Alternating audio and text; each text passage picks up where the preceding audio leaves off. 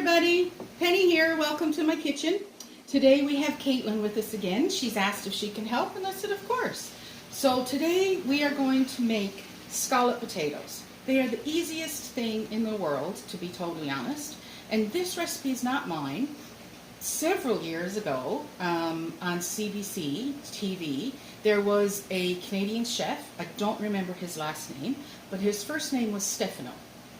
And he did these potatoes, scalloped potatoes, on his show, and I tried them, and it's the only way that I do scalloped potatoes. I don't bother with flour and milk and all that kind of stuff. It's super easy. So what you will need is some olive oil or whatever oil you have at home. You're going to need some salt and pepper. You're going to need some chicken stock. You're going to need a couple of chopped onions. He actually puts a lot of onions in his. So depending on how much you like onions, you can definitely do more. And then we have all of our sliced and peeled potatoes. So you want them sliced about a quarter of an inch. A little thicker is okay. All that means is that they'll take a little longer to cook, which is not a problem. So, and you're also going to need a little bit of chopped butter. I also happen to have, which you don't have to have, some leftover chopped ham. So, which my mom always used to put in her scalloped potatoes. So to me, that's traditional. It might be traditional in your home too. So, we're going to start layering. So Caitlin's going to start the potatoes. And you don't have to be super particular. Just take a handful. There you go. As long as you get a layer on the bottom. Oops.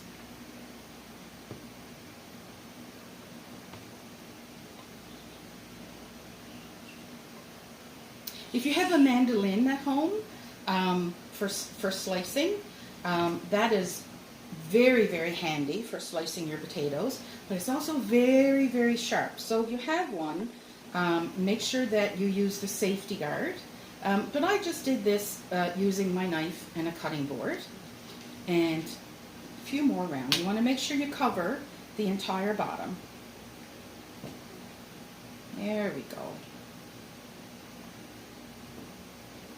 Can I help? There we go. Keep going. There you are. Look at that. And just a couple more. Okay, the entire bottom's covered. Good job, Caitlin. I'm just going to put one right over here. Perfect. So now that we have our first layer, now we're going to do our layer of onions. So you want about half your onions, I guess, depending on how deep your dish is. Now I didn't say how many potatoes because it really depends on the size of your dish and how many you need to serve. So this dish is about an 8 by 12. You could do an 8 by 8, you could do a 9 by 9, you could do a 9 by 13, you could do a whole roaster full if you had a big crowd coming. It really depends on how many you want to feed. So what I did before Barry peeled all these potatoes for me is I took my actual potatoes and filled my dish to make sure that I had enough potatoes to fill the dish. So that's a guideline. So just whatever, because potatoes are different sizes, dishes are different sizes, the number of people is different sizes. So this is completely customizable to what you need to do. So I filled up this with just the raw potatoes, and then Barry peeled them. I wiped out the dish, of course. So now we know we have enough potatoes. So that's our first layer. So we're going to do some EVOO, which is Rachel Ray's way of saying extra virgin olive oil. And then we're going to dot some little blocks of butter. Not a whole lot, just enough to add some flavor. I've got maybe 3 tablespoons, I guess, cut up here. Okay, and then we're going to do a little bit of salt. And then we're going to do some pepper. Now, I like a lot of pepper, so it's totally up to you how much you put in. Okay, Caitlin, we're ready for more potatoes. I think all those can go in here now, or almost all.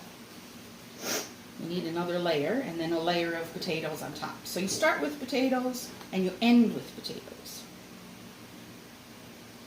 And the oven was preheated to 375. And it's going to be in the oven covered with tin foil for about an hour and a half. And then you take the tin foil off and you continue to bake it for about a half an hour or until the potatoes are done to your desired tenderness. Some people like them really, really soft and other people like them a little harder. So again, completely customizable. Look at you go. A couple more over here.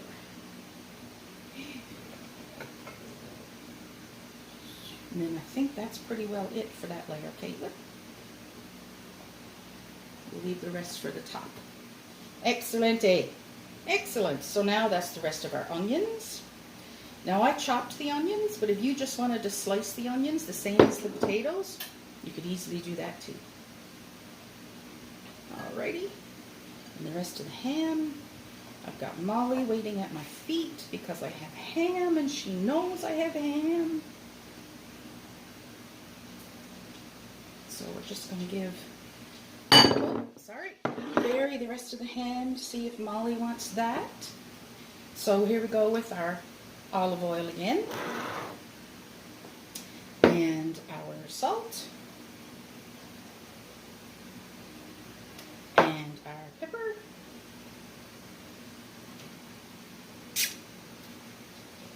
So this is kind of a meal on its own. If you want to serve it with a side vegetable, maybe some lovely green peas or some broccoli, something green, because there's nothing green in this particular dish, then supper's done. That would be awesome. And there we go. Okay, the rest of the potatoes there, Caitlin. If you wanted to get really creative, you could put, say, some chopped red peppers along with the onions in between. You could put layers of zucchini sliced up like the potatoes. You could even do this with zucchini instead of potatoes, which would be lovely. Haven't tried it, but I'm sure it would be lovely. And what else? Cheese. You could always put cheese and potatoes together. So instead of the ham, maybe you could do a layer of cheese. That would be nice. Good job there, Caitlin. Excellent. Woohoo! I hear Molly enjoying the ham.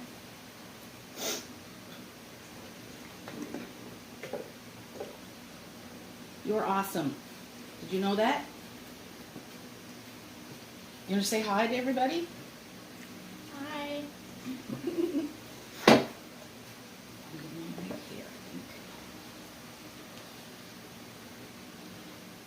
Almost done.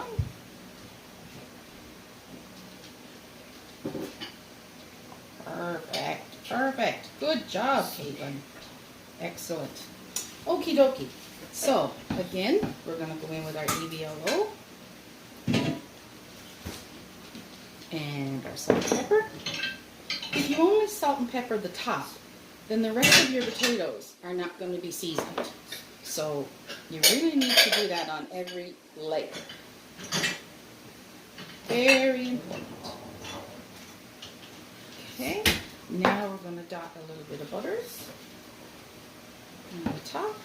You're done with the ham? We're going to put that in the freezer for pea soup. The leftover ham is on the counter. And the ham bone.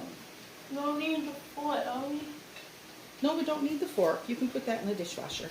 Caitlin loves a clean kitchen. Okay, so I think that's probably it for the butter. Oh, I'm going to put one more over here. Okay, I think that's probably it for the butter. And now, this is the part that I like. You have the chicken stock. And I did this in a glass dish on purpose, but you don't have to use a glass dish. You want to pour in enough chicken stock that it comes about 2/3 of the way. So can you pass me a butter knife?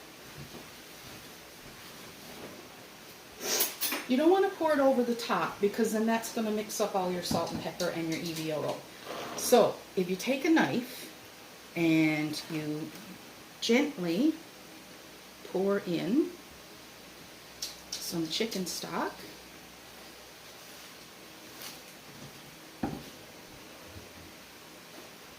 And then we're going to let it settle. Okay, we're almost there. And again, this depends on the dish that you have. So if you have a bigger dish, you're going to use more chicken stock. If you have a smaller dish, obviously you're going to use less chicken stock. Now, if you don't have any cartoned or homemade chicken stock like I have here, but you have the chicken oxo that you mix with water, perfect. Mix that up and use that. That's lots of flavor in there too. Okay, we're almost there. So you want it about 2/3 of the way up. I'm going to put that potato back where it's supposed to be. There we go. Get my cloth. And I'm going to see if I can you see where the liquid line is? Can you see that? There we go. So now we're going to cover it with tin foil. And because we've got our butter and our EVOO on the top, it shouldn't stick. But you don't want to cover them real tightly. So you can have it tinted a little bit over your potatoes. But you do want to seal the sides quite tightly because you want to hold in all that steam from the chicken stock. Okay, so this is going to go in the oven for an hour and a half. Then we're going to take the tin foil off, leave it in the oven for at least another half an hour, and then we'll be back. Hi everybody, back again. So our scalloped potatoes are ready. They're nice and soft, and the onions are soft. That looks awesome. And there you have it. Scalloped potatoes. Stefano's scalloped potatoes. Perfect. Especially if we had a little bit of sour cream on top. Enjoy. Bye.